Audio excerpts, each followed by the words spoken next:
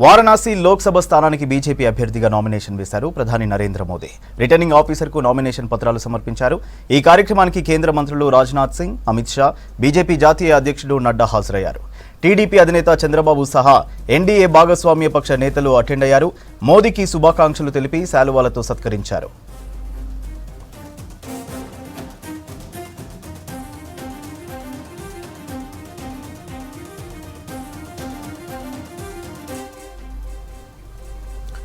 Nomination కు ముందు దశాశ్వమేధ ఘాట్లో ప్రత్యేక పూజలు చేశారు మోదీ.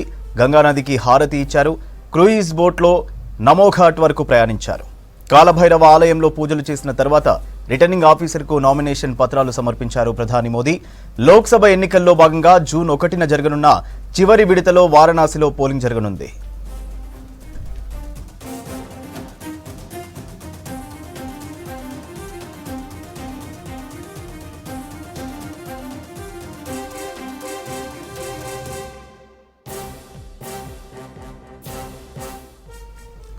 వారణాసి నుంచి మోదీ పోటీ చేయడం ఇది మూడోసారి. 2014, 2019 ఇక నుంచి విజయం సాధించారు.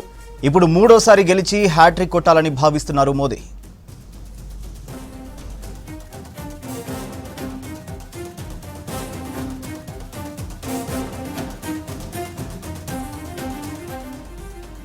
మరోవైపు రిటర్నింగ్ ఆఫీసర్కు నామినేషన్ పత్రాలు సమర్పించిన కేంద్ర మంత్రులు అమిత్ షా, రాజ్నాథ్ సింగ్ ఎన్డీఏ పక్ష నేతలతో భేటీ అయ్యారు.